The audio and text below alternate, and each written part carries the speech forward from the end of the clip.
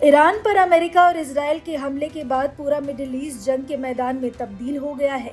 Iran के supreme leader Ali Khamenei के निधन के बाद हालात और बिगड़ गए हैं।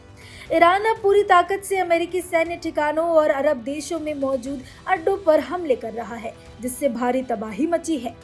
माना जा रहा है कि ईरान की बढ़ती ताकत के पीछे रूस और चीन का हाथ है। अमेरिकी खुफिया रिपोर्ट्स के मुताबिक रूस और चीन मिलकर ईरान को मदद कर रहे हैं। यही वजह है कि ईरान अमेरिकी हमलों के बावजूद समुद्र में आक्रामक बना हुआ है। जो जानकारी सामने आई है उसका पहला आधार है वॉशिंगटन पोस्ट की रिपोर्ट। इसके अनुसार रूस अपनी सैटेलाइट से अमेरिकी टारगेट्स की लोकेशन ईरानी कमांडर्स तक पहुंचा रहा है। इससे ईरान अमेरिकी युद्धपोतों और एयरक्राफ्ट्स पर सटीक हमले कर पा रहा है। कहा जा रहा है कि यूएसएस अब्राहम लिंकन पर हुए हमले में भी रूस की मदद शामिल थी। सबसे ज्यादा जंग का असर तेल मार्केट पर हुआ है। ईरान का होर्मुज स्ट्रेट पर कब्जा है। हाल के दिनों में होर्मुज स्ट्रेट से गुजरते तेल टैंकरों पर ईरान ने ड्रोन हमले किए हैं।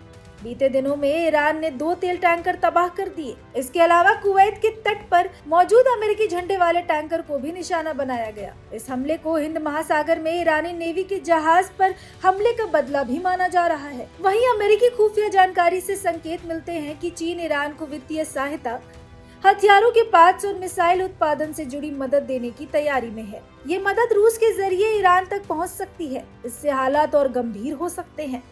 जंग के बीच रूसी राष्ट्रपति व्लादिमीर पुतिन ने ईरान के राष्ट्रपति मसूद पेजेश्कियन से फोन पर बातचीत की।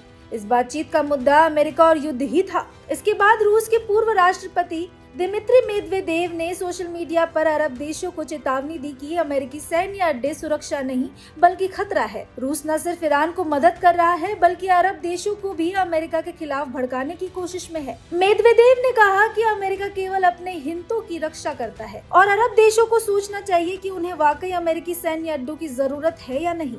दरअसल इस बयान के पीछे रूस की चालाकी थी। वो ईरान के पक्ष में अरब देशों को भड़काने में जुटा है। हालात साफ दिख रहे हैं कि अगर यह युद्ध लंबा खींचता है तो ईरान, रूस और चीन का गठबंधन तीसरे विश्व युद्ध की वजह बन सकता है। अमेरिका और उसके सहयोगियों के खिलाफ यह गठबंधन मिडिल ईस्ट को पूरी तरह से जंग के मैदान में बदल सकता है।